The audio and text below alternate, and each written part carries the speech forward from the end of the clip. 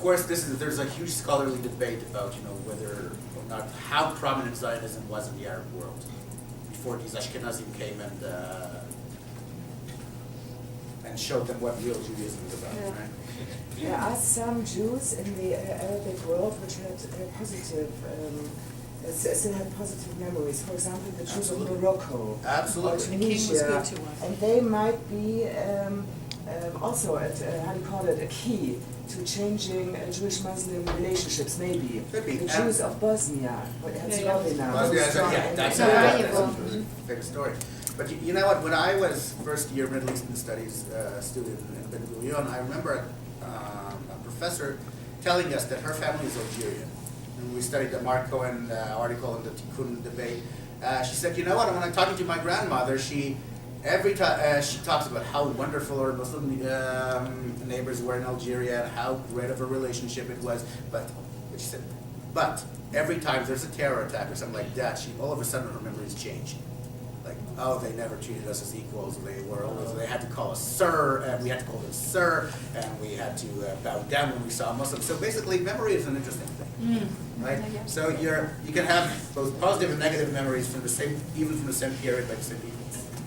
I'm insisting on that point. I'm not so strong on this point, but still, I know from the German experience that there's also a kind of language how you cope with once there's a terrorist attack. You immediately say sort of sentences which are considered to be what you have to say.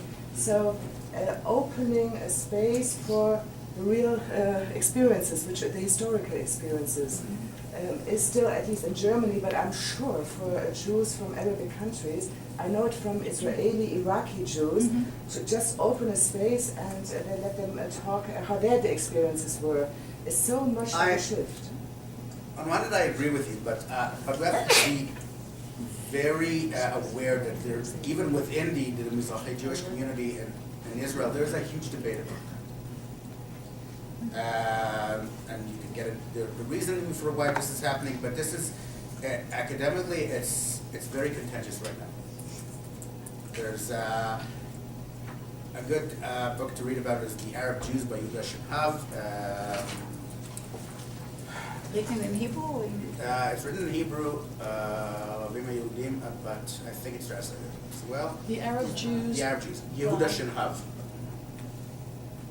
And even that debate in '94 at the Tikkun magazine gives really great insight to that debate in a larger scale.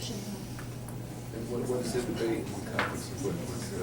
About basically the experiences of the Arab Jews, the experiences of the Jews in the Arab countries, how positive were they, and can the positive experience really open the stage to reconciliation at the end of the day? A new way of framing Jewish-Muslim relationship, is there something in it? And I want to start moving on. So when we are going now to the Jewish-Muslim relationship, I think we can do a lot in the diaspora, so in the places where we are. So I had a lot of experiences from Germany, but I think here in America also a lot is going on. Is a lot of relation going on to adapt each other. So when we are going, for example, to schools, after 3 minutes, the Muslim kids becoming our assistances, yeah, and they suddenly understand that we are in many levels much closer to them than their Christian neighbors. So I think also we in the diaspora have the obligation to build up this relationship as good as we can. And there's a lot going on this point. So, there are two ways to approach it. There's kind of the historical approach, and then there's the day-to-day living approach that we're living in now. And I think one of the things that we often forget is that in the times that we're talking about, the Dhimmi times, as well as now, we have many overlaps. So, for instance, it's a sect, it's a small sect.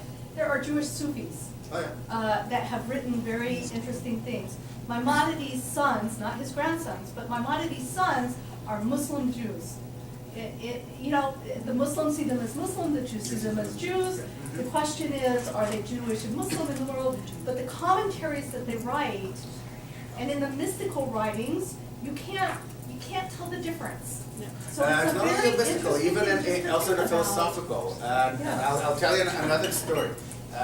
In Morocco and Tunisia, North Africa in general, there is a custom called ziyaras, visiting tombs, right? For ohalah, right?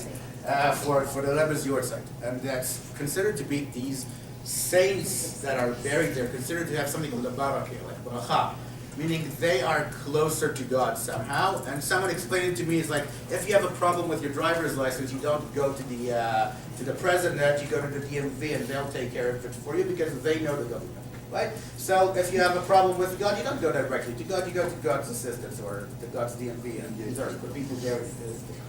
And the funny thing is that many of these saints, basically, or the Lebbes or the mullahs that are buried in these tombs, no one has any idea if they're Jewish or Muslim. Both the Jews and the Muslims go and visit them, and they all both claim them as their own, but nobody knows who they were. And even if they're known. Even if they're known, it The doesn't Baba matter. Salih's grave Exactly. is a place of pilgrimage for Jews and Muslims alike. Absolutely. Exactly. When we were in the Middle Ages a few minutes ago, you had Oh, that's good. you had started to talk about the role of halakha within the Jewish community. And I had the feeling you were going to go to where Sharia law, to the development of the Sharia law and the role it plays. And if you weren't intending on going there, please do anyway. Well, I had a lot of intention of going also to some places, but the discussion, I don't even think we'll even get to the part about how Jewish law treated Muslims. Sorry? We'll be good. Talk Talk fast. Keep talking, Okay. talk fast. We'll stop. Yeah, we'll stop. We'll stop making comments. Oh, please. So I'll have to, how about we'll talk about that a little later.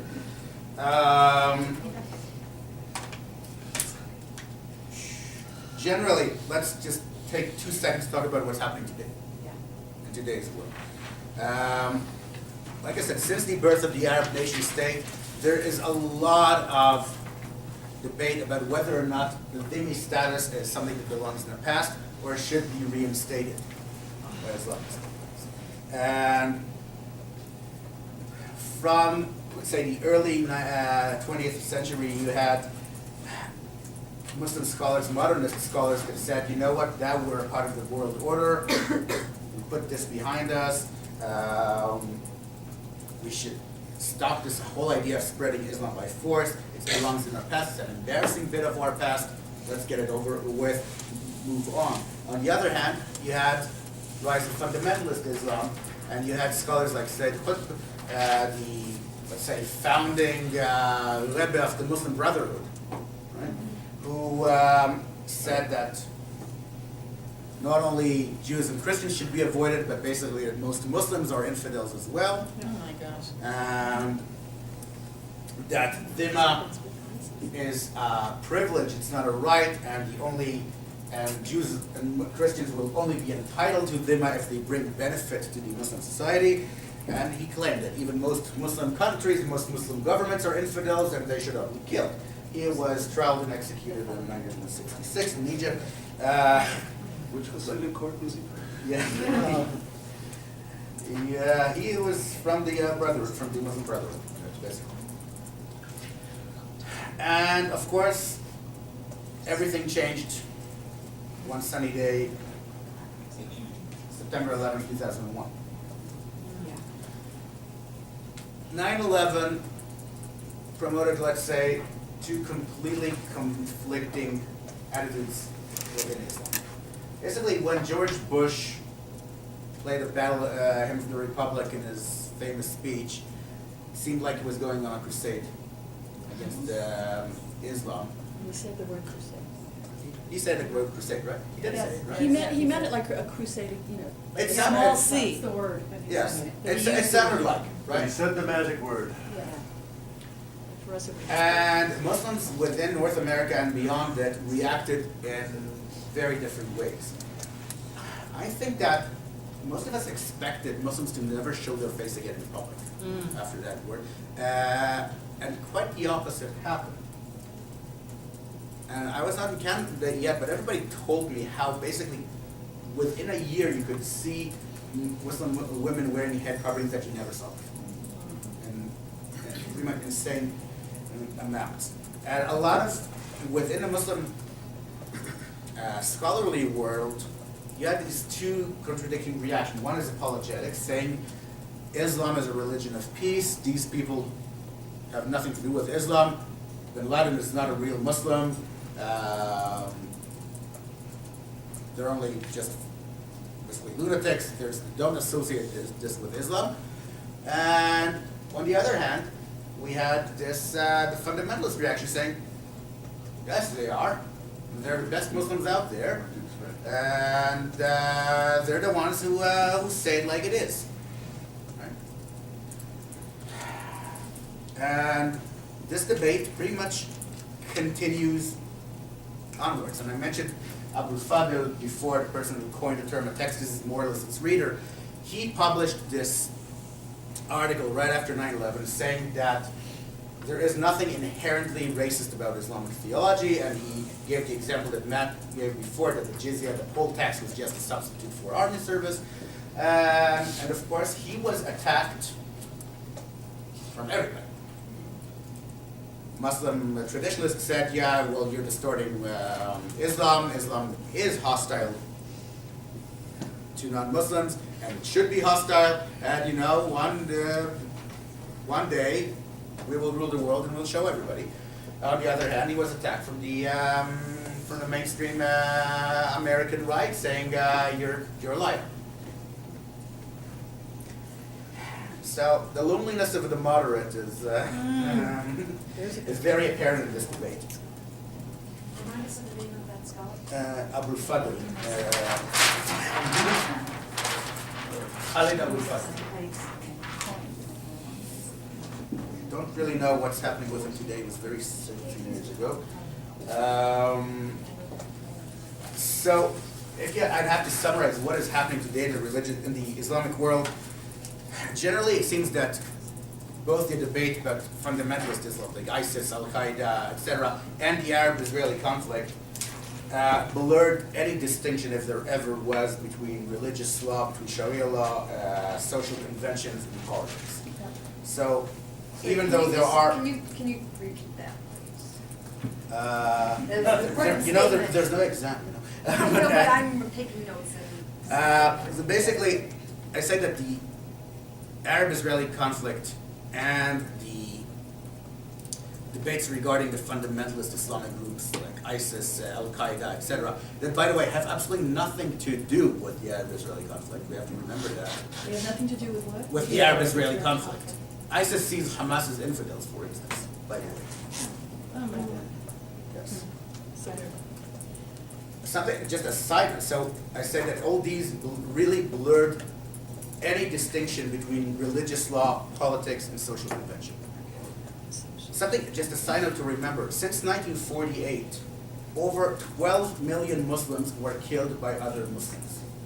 You have to remember that. 12 million. since 1940. Yes. Now, how many casualties 48. were in the, caused by the Arab, no, not the Arab-Israeli conflict, the Israeli-Palestinian conflict? 15,000 on both sides together, just to compare. 12 million since when? Since 48. As a side note. If you look at current Muslim writings about treatment of non-Jews, it goes all over the place. It's kind of like saying, look at Jewish writings about treatment of Muslim writings about non-Muslims, Jewish writings about non-Jews.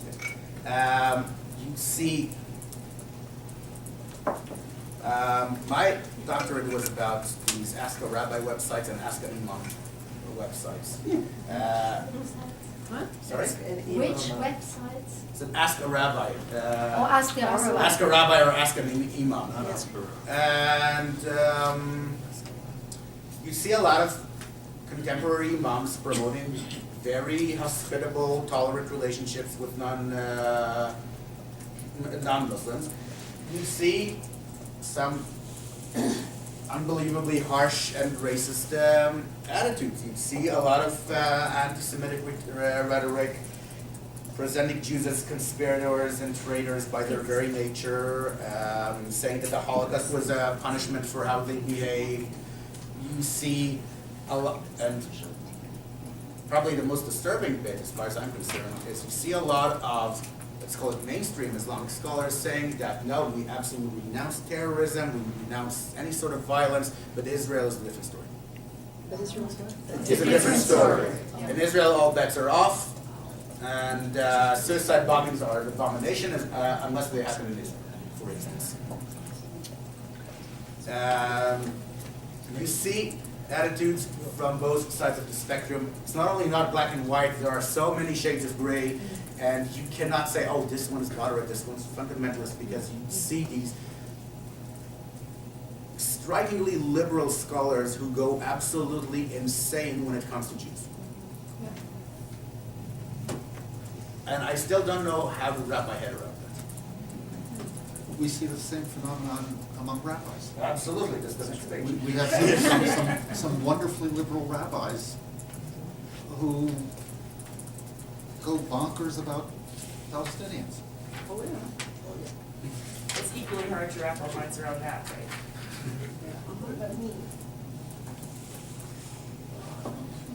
Could you speak a little about, I've seen recently, I know how many scholars or imams came out as far as sort of the Muslim reform movement.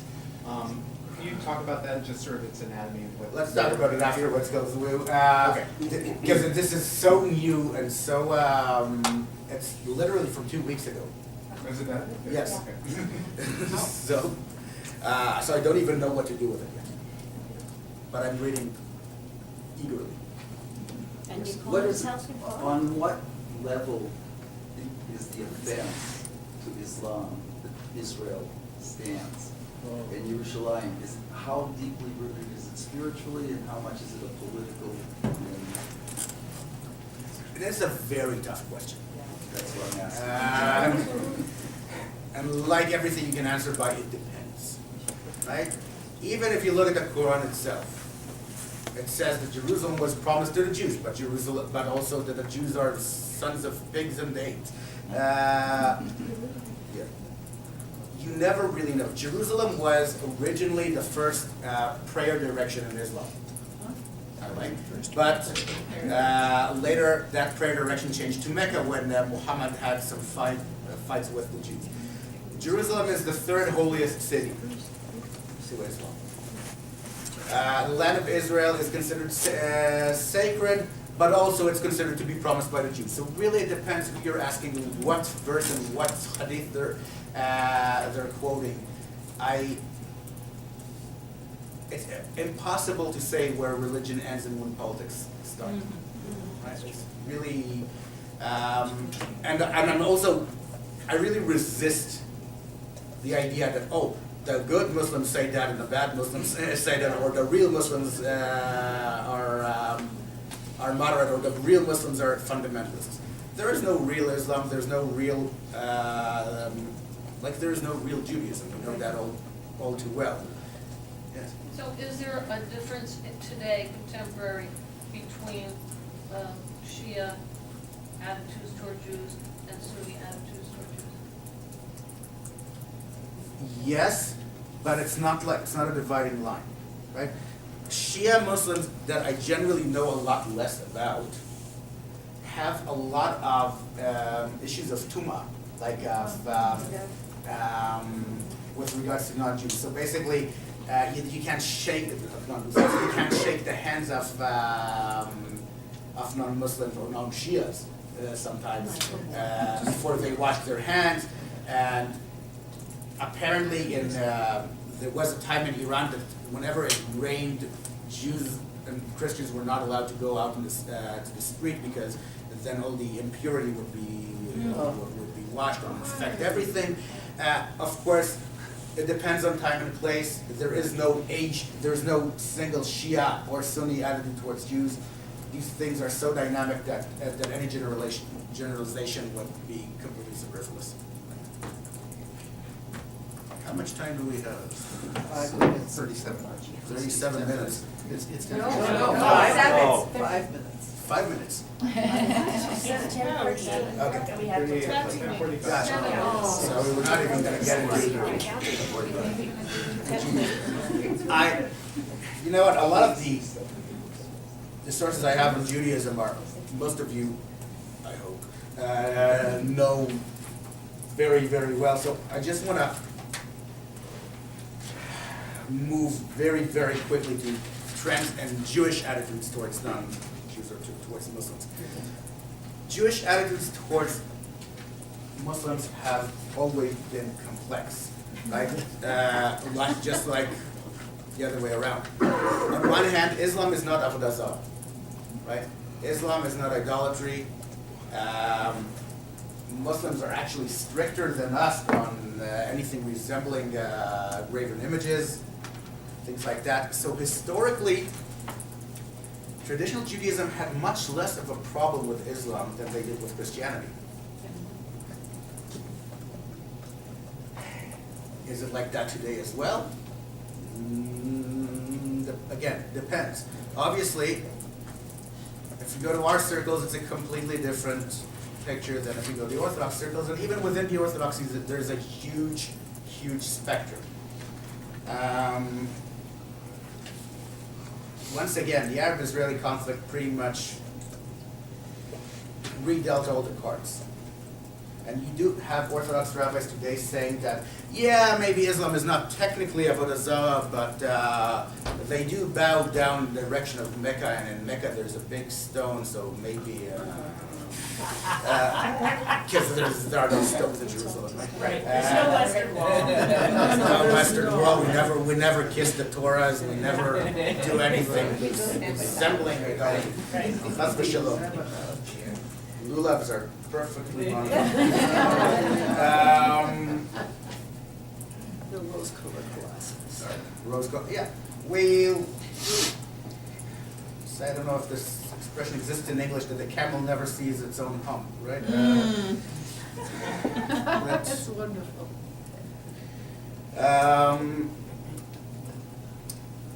Just two stories. For several years ago, there were several dozen Israeli Orthodox rabbis that signed this letter calling for a ban on renting out apartments to Arabs in Israel. Yeah. Basically based on this, the prohibition of lo techunam, not giving any free gifts. I don't know why renting out an apartment is a free gift, but my landlords never saw it.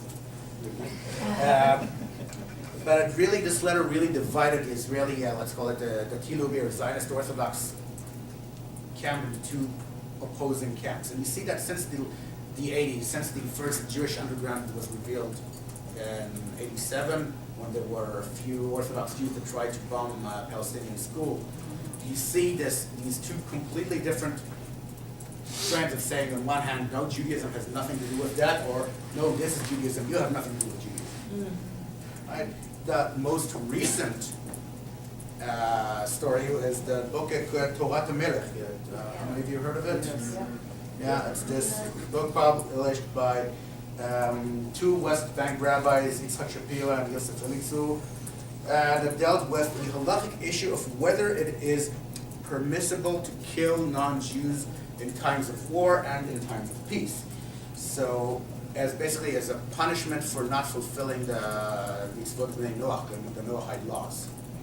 And it goes to these minute halachic debates about what exactly makes it okay to kill non-Jews, and when and how, and women and children, and basically they permitted, the psak was that it's perfectly permissible to kill, not only permissible, but it's encouraged to kill innocent civilians, including women and children, during wartime, because these children will grow up to hate us, so there's no problem at all.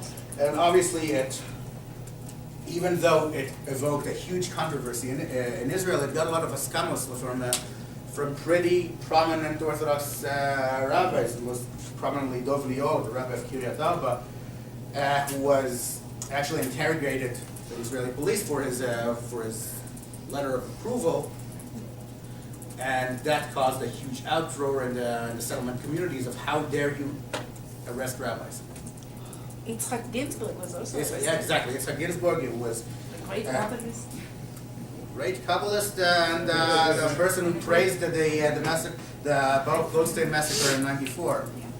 He also he's a Lubavitcher. He wrote an askana for this book, and again, this is still happening like as we speak. We see that with those the kids that torched the Palestinian family in Duma.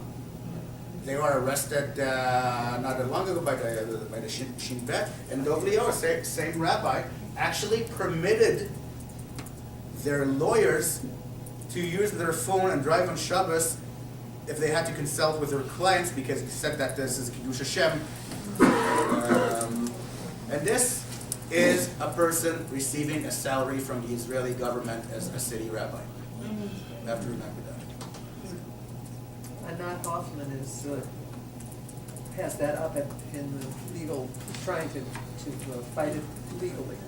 Fighting this for a long time. And this is tearing not only Israeli society, but the Israeli Orthodox society apart completely. Does that mean that the Ortho community just presumes that they're in a state of war? I won't say the Orthodox community, The Saredi Orthodox. but it's not even Haredi, it's a specific subgenre of West Bank rabbis, and not even all West Bank rabbis, not even close to that. This is a super tiny sect that gets a lot more power than it deserves, and a lot more publicity than it deserves. But they cause a lot of, I mean, they are, if we like it or not, the face of Judaism in Israel. And this is our fight right now. Can I ask you, you've just got a couple of minutes, so give us directives, how do we sort of take this forward, how do we educate ourselves more, when you say this is our fight, what do we do to position ourselves in that fight? If I knew that, would I be, Do you have a particular bibliography, brief bibliography of what particular, yes, brief, no. I'd love to say something that you might post for us so that we can educate ourselves? Or if you send it to Ohalah, we can put it up on our website. Absolutely, yeah. And this is kind of what Dr. Green said yesterday, right? That we should not distance ourselves from our tradition. We have to embrace it more. Even the problematic part, to show, yes, this is problematic, and yet we're fighting this, right? And our voice is not any less authentic than Dov Lior or Yitzhak Ginsburg. I'd like to recommend the book Embracing Israel Palestine by Rabbi Michael Lerner for those of you who haven't read it, which goes into a psychological understanding of both the Israeli and the Palestinian side of this conflict, and really approaches it from a very compassionate place, so that even those rabbis on the West Bank that are horrifying to us, we can still meet them with an open heart and with compassion, because that is the way to move forward in this case. Thank you. All right, thank you very much. Thank you.